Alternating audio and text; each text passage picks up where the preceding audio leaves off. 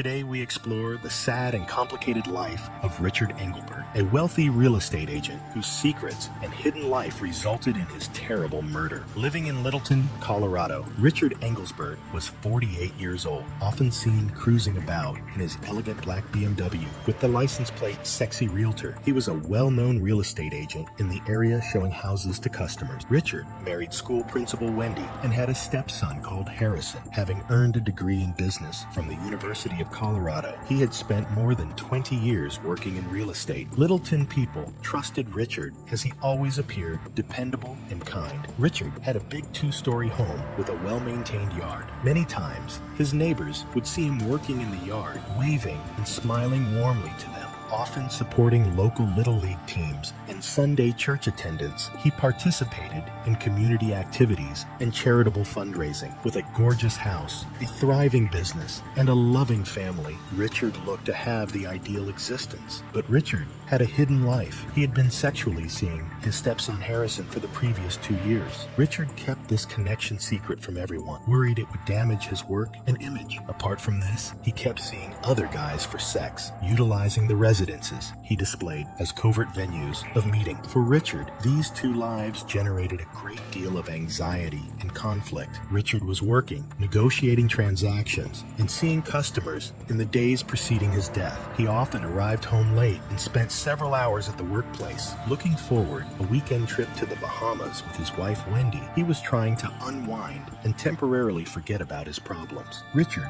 also intended to meet up with old acquaintances and savor some time away from his busy life at a 4th of July cookout at a friend's home. Richard's acquaintances said he was engaging and dynamic. He could make individuals feel significant and at ease. Richard had a nice facade, but his secret existence severely bothered him. His remorse about his affair with Harrison and the falsehoods he used to hide it become evident. He additionally concerned about Wendy learning because he thought it would ruin their marriage and his reputation in the society. Richard was a man under strain in his dying days, seeking to balance his public image with his personal agony. His aspirations of a flawless existence were gradually disintegrating and resulted in a terrible and violent conclusion. About 3:00 p.m. on June 27, 2014, Wendy Engelbert returned early from her principal's post at a school. She was looking forward to a laid-back evening, maybe catching up on her favorite book, and maybe seeing some series on Netflix. Everything appeared regular at first when she strolled through Littleton, Colorado's front door of their home on Bleak Street. She yelled out for Richard from the kitchen counter, setting her keys there,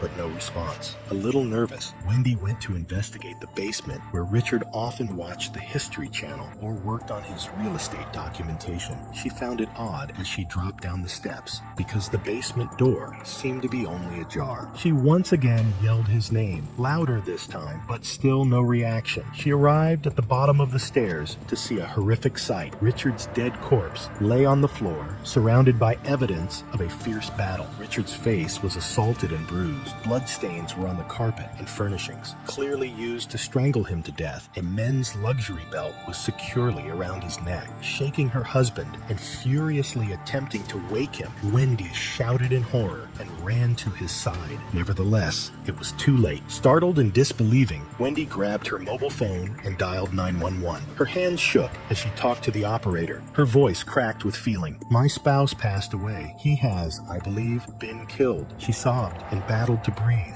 The operator attempted to cool her down and told her to remain on the line until the cops showed up. Hearing the disturbance, Wendy's neighbor, Luby Johnson Gantz, came over to investigate. She came, saw Wendy crying furiously on the front steps. As Wendy waited for the police, Luby remained with her, attempting to calm her. The minutes seemed like hours as Wendy's head whirled with thoughts about who may have done this and why. When the cops did show up, they quickly locked the area and walked Wendy and Luby away from the basement. Wendy was shocked and not sure she understood what had just transpired. She insisted on asking who would treat Richard this way, her mind unable to accept the horrific truth of her husband's death. Again and over again, the finding of Richard's corpse rocked the little town of Littleton. News of the murder traveled fast. Neighbors and friends gathered outside the Engelbert house to try to understand the catastrophe that had rocked their apparently ideal community. Wendy Engelbert called the Littleton Police Department urgently on June 22, Concept, 2014 at 3:15 p.m. Arriving on the scene minutes later, police under the direction of seasoned investigator Detective James Cattle, noted for his exacting methodology. On the peaceful Oak Street, the Engelbert house was rapidly encircled by police vehicles, and yellow crime scene tape was laid all around. Entering the basement, Detective Cattle and his colleagues saw a horrific sight. Richard Engelbert lay on the ground, his men's luxury belt securely around his neck. The carpet and adjacent furnishings showed bloodstains suggesting a violent battle. Detective Cattle, a spry guy in his late 40s with keen eyes and a cool head, arrived on site with a steely determination. The cops started their inquiry, gathering evidence. From many points of view, they captured every element in the picture. Carefully packaged as evidence, the belt used in the murder was inspected for fingerprints and any other hint pointing to the culprit. Detective Cattle said Richard had battled for his life based on the upturned furniture and evidence of a fight. Arriving to handle the scene, forensic professionals used luminol to identify blood trails and gathered samples for DNA testing. They painstakingly quieted the space for hair, textiles, and any other possible proof. Even the most seasoned police were startled by the violence of the murder, but they stayed concentrated on compiling all the available facts. Detective Cattle spoke with Wendy Engelbert, still in shock after learning her husband had died. She related her day and the terrible moment she came across Richard. Though she said she had no clue who may have done this, her story was emotive and thorough. Wendy had been at work at the time of the murder, hence her alibi was quickly confirmed. The cops then started rifling the area. They spoke with neighbors, including Luby Johnson-Gantz, who had helped Wendy. Sarah said she heard Wendy scream and came across her on the front stairs, confused and upset. Other neighbors noted seeing Richard earlier in the day, but nothing looked unusual. In search of any clues, the police also looked into Richard's most recent phone and email data. Richard had been seeing other individuals for illegal sex, according to multiple dubious texts and calls they found. This disclosure gave the research fresh direction and indicated possible reasons connected to Richard's secret existence. Determined to identify the individual guilty for Richard Engelbert's horrific murder, the police carried on their job as the day descended into nightfall. Once the area was cleaned, Detective Cattle and his colleagues examined the gathered material in order to be ready for their next phase of inquiry. Littleton's residents watched nervously, yearning justice for Richard Engelbert and answers. Richard Engelbert's murder originally claimed his wife, Wendy Engelbert, as a suspect. Respected Littleton school principal, Wendy, 47, was intelligent and driven by nature. Having spent more than 15 years working with the school system, she was very active in community events. Her co-workers said she was constantly aiming for perfection and was authoritative and committed. On June 28, 2014, Wendy was taken in under inquiry after the murder. Leading the interview, Detective James Cattle sought to fit her behavior and feelings together. Wendy answered questions coolly, even though she seemed tired and confused. She related her working day and the terrible finding of Richard's corpse when she got home. Wendy's calmness belies her clearly angry and confused attitude. She said she had no knowledge Richard was sexually engaged with other men and expressed shock and annoyance at the affair. The disclosure of the affair heightened the suspense of the questioning as Detective Cattle dug more into Wendy's emotions about her husband's treachery. Detective Cattle inquired to Wendy about her connection with Richard. She said they had a great relationship, but she also noted they had just had some difficulties. Wendy said she had no idea Richard had a hidden life. She said she had just had a ski accident, which had made interpreting people's behavior difficult, and speculated this would be the reason she missed any indication of Richard's hidden existence. For Wendy, her alibi was strong. Attending meetings and getting ready for the next academic year, she had spent all day at the institution. Security cameras and colleagues verified her attendance at her workplace at the murder's timing. Still, her relationship to the victim qualified her as a person of interest. Detective Cattle also looked into Wendy's likely motivations. For her, reputation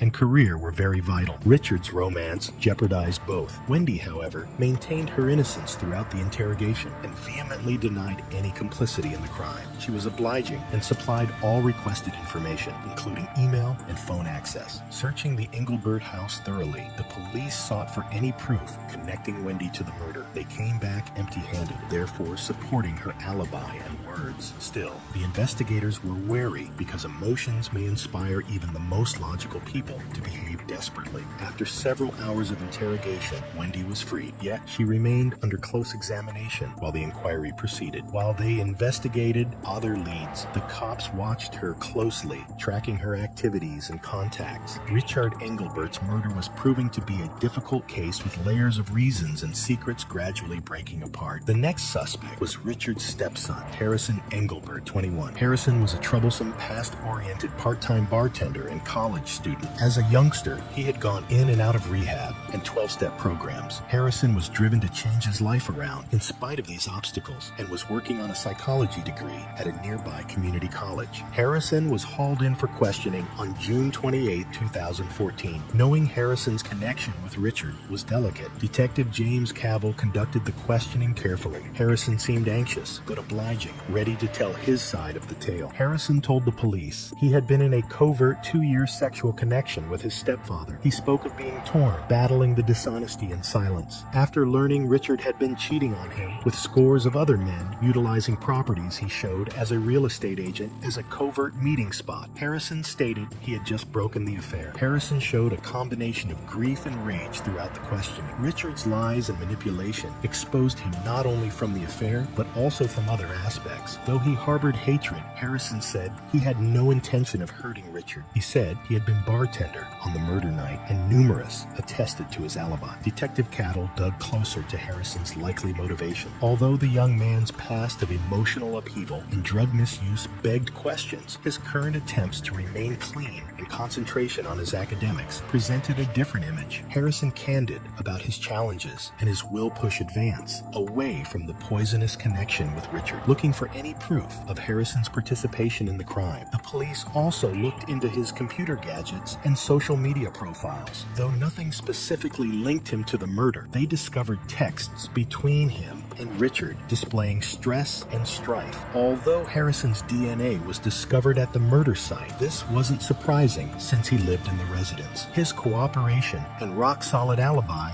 made it difficult for the cops to pin the crime on him. After several hours of intense interrogation, he was released, but the shadow of suspicion still loomed large. Harrison remained a key figure in the investigation, a puzzle piece that didn't quite fit, yet couldn't be dismissed. The police kept a close watch on his behavior, monitoring his every move, his every contact, hoping for a slip, a crack in his story, anything that might point to his involvement. But as they dug deeper, the complex web of relationships between Richard and Harrison only grew more tangled, leaving Detective Cattle and his team with more questions than answers. The truth behind Richard Engelbert's brutal murder was buried deep, and every step forward seemed to pull them further into a maze of deception and lies. As the night wore on and the detectives regrouped, one unsettling thought lingered. Was Harrison really the one they should be watching, or was the real killer out there, hiding in the shadows, laughing at their futile efforts to uncover the truth?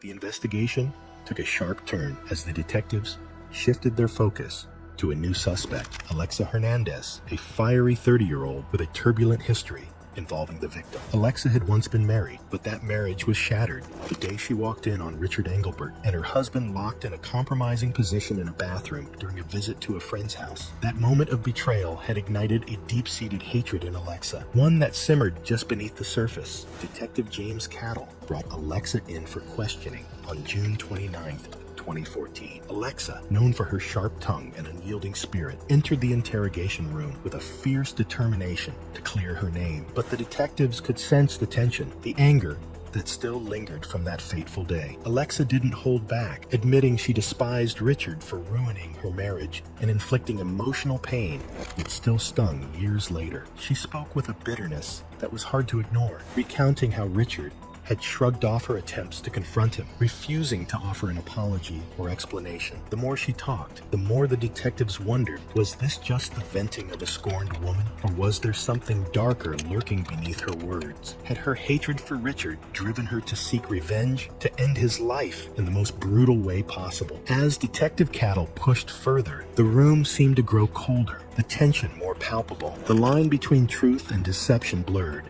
and the detectives were left questioning everything they thought they knew. Had they finally found their killer, or was this just another dead end in a case that seemed to grow more twisted with each passing day? Alexa replied she had been working a double shift at a restaurant named Denny's. When asked where she had been on the day of the murder, she gave the names of her colleagues, able to confirm her alibi. Detective Cattle verified Alexa had been at work all day when he phoned the restaurant and talked with Alexa's boss. Several co-workers also verified seeing her throughout her shifts. Detective Cattle looked into Alexa's probable intentions. Even with her strong alibi, she clearly felt great resentment against Richard, but she maintained she had moved on and was concentrating on reconstructing her life. Alexa said she had enrolled in night studies at a nearby community college, aiming to work as a social worker and assist others who had gone through same experiences. Searching Alexa's house and vehicle, the police sought for any proof connecting her to the murder. They turned up nothing unusual or damning. The phone records and social media activities of Alexa revealed no interaction with Richard in the weeks before the murder. Alexa seemed cool and collected during the questioning, although clearly despising Richard. She exhibited no evidence of guilt or dishonesty and answered all questions straightforwardly. Although Detective Cattle saw her honesty and cooperation, she understood they had to leave all alternatives open. Alexa was let go many hours of interrogation. Knowing her history with Richard made her a possible suspect. The cops kept watching her. Her alibi and lack of proof, however, complicate direct linking her to the murder. Every interview added complexity to the search into Richard Engelbert's murder. Although Detective Cattle and his colleagues were resolved to find the truth, their work became more difficult given the web of lies and secrets around Richard's life. They persisted in search of the piece of proof that would at last identify the murderer. The probe veered dramatically on July 3rd, 2014. Littleton, Colorado was having a steamy summer day with highs in the upper 80s. Detective James Cattle answered a call from the forensic lab at 10 o'clock a.m. Reviewing objects from the murder site, they had discovered vital, fresh evidence. Among Richard Engelbert's possessions was a little concealed camera meant to be a smoke detector set in the basement. Detective Cattle and his staff grabbed the video right away. For the preceding several weeks, the camera had captured the events in the basement, including Richard's covert meetings and contacts. Reviewing the video, they came onto a clip from the murder day. The video showed Richard and his stepson, Harrison Engelbert, engaged in a furious altercation. The dispute turned rapidly into a physical fight. Harrison choked Richard in a fit of wrath in the video, grabbing the luxury belt from a nearby chair. Unquestionably, the video showed Harrison's participation in the murder. It caught the whole occurrence. The crew was astounded by the violence and obvious intent behind the act. Angry and betrayed behavior. Detective Cattle got this fresh data and invited Harrison to come in for further questions. Unaware of the video proof against him, Harrison showed up at the station. Cattle showed him the video during the questioning. The way Harrison behaved altered right away. His first tranquility evolved into despair and fear. Harrison broke down and said he had been caught. He said he felt imprisoned in the relationship with Richard, controlled by his mother Wendy and his stepfather. Constant dishonesty and Richard's adultery had driven him to his breaking point. Harrison said he had murdered Richard to release himself from the stifling circumstances during a flash of unbridled anger. Detective Cattle made sure every element of Harrison's confession was recorded precisely. The fresh data, together with the confession, made clear Harrison's culpability. The police now clearly understood the circumstances before Richard Engelbert's murder, as well as the convoluted network of lies and secrets around the case. Just before lunch, on July 4th, 2014, the Littleton Police Department moved decisively. Detective James Cattle and his staff were prepared to arrest Harrison Engelbert for the murder of Richard Engelbert with his confession and the damning video evidence. Living a life of upheaval and uncertainty, Harrison, 21, a college student and part-time bartender, had been, though he tried to get over his difficult past. The emotional weight from his involvement with his mother's manipulations and his stepfather had brought him to a breaking point. Overwhelmed with emotions of deception and betrayal, Harrison had slain Richard in a flash of wrath, the police discovered. Detective Cattle and several other cops showed up to Harrison's residence on the day of the arrest. They knocked on the door, and Harrison replied, looking pale and tired. Reading his rights while handcuffed, Harrison showed no feeling as he was driven to the police vehicle and looked to be accepting of his destiny. Though the area was peaceful, a few inquisitive spectators observed as the incident played out. Harrison officially was charged with Richard Engelbert's murder back at the station. Detective Cattle conducted a last interrogation to record every element of Harrison's confession. Harrison underlined once again his sense of being imprisoned and controlled by Richard and under pressure from his mother, Wendy. He detailed the events before the murder, including the aggressive dispute that had turned into the deadly assault. Also hauled in for interrogation was Richard's wife, Wendy Engelbert, mother of Harrison. According to the inquiry, Wendy had urged Harrison to keep the affair continuing for months while knowing about it. Richard's careless sexual activity worried her, as it would destroy her prospects in the forthcoming race for school superintendent. Wendy, however, had no direct part in the murder. Although her lies and manipulation complicated the investigation, she was not accused of any crimes. The disclosures stunned Richard's relatives. Unaware of Richard's other existence, they had perceived him as a committed husband and parent. Harrison's arrest generated a range of feelings: sadness for Richard's death, resentment at the treachery, and a sense of tragic inevitability given the facts. The news astounded the Littleton community. The murder had rocked the community to its very foundation by revealing a secret society of lies and secrets. Harrison awaited trial as the Engelbert family and the whole town worked to process the startling events that had transpired. Although the case had been closed by the police, the emotional fallout would last for a considerable period. The facts regarding Richard's life and death had come to light, but the wounds left behind would take much more time to heal. August 15th, 2014 saw Harrison Engelbert's trial start in Littleton, Colorado. Family,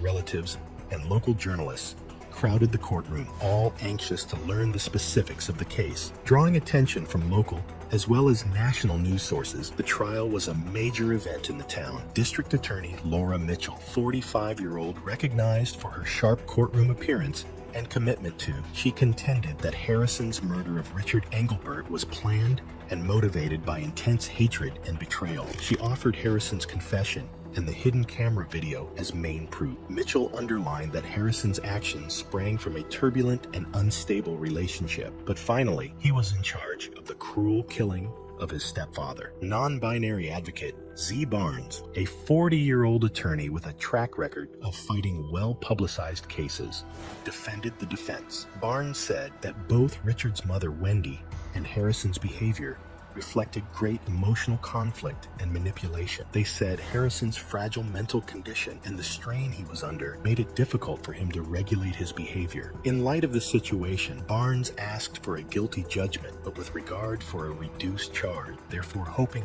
for a more mild punishment. The victim's family, including Wendy Engelbert and other relatives, sat silently throughout the trial, clearly unhappy with the procedures. The disclosures of Richard's second life and the upheaval it had generated had startled them. Listening to the specifics of the affair and the murder, their emotional responses were evident. September 5th, 2014 saw the jury return with a decision. Harrison Engelbert came out clean on second-degree murder. The jury decided that while Harrison had acted in a flash of wrath, the killing was not planned. The choice elicited conflicting responses. Given the psychological and emotional elements at hand, several believed the decision was fair. Given the savagery of the act, some thought it was too forgiving. Harrison was given a 25-year jail term without chance of release. Although the sentence closed the matter, Richard's family would still suffer much from stress and loss. Knowing that someone so close to Richard had brought about his death, the Engelbert family battled to find closure. The trial had influence outside of the courtroom. It left a lasting impression on Littleton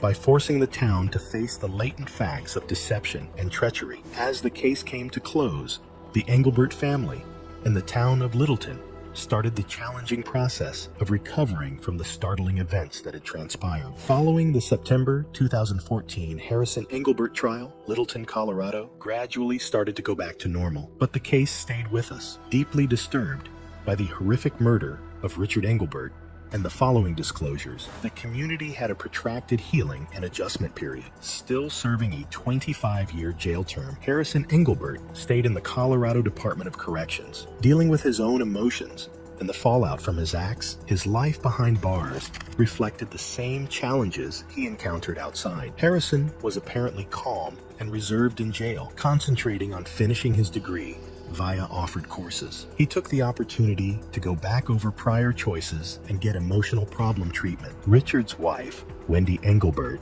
had difficulties of her own. Her personal and professional life suffered much when the trial revealed her knowledge of Richard's affair and her manipulative behavior. She had been fervently lobbying for the post of school superintendent, hence the incident compromised her candidacy. Though she had earlier tried to project a flawless picture, the disclosures caused her to withdraw from the contest. Seeking treatment to manage the emotional damage and to repair her image, Wendy sought to reconstruct her life away from public view. Littleton started to move ahead in the months after the trial. However, the case left scars. To commemorate Richard Engelbert's memory and assist those impacted by the tragedy, the community organized memorials and supporting activities. The tragedy of the Engelbert family acted as a somber reminder of the secret battles hiding behind closed doors. The case remained a moving chapter in Littleton's history, a reminder of the profound effects of violence and treachery on people and communities both, even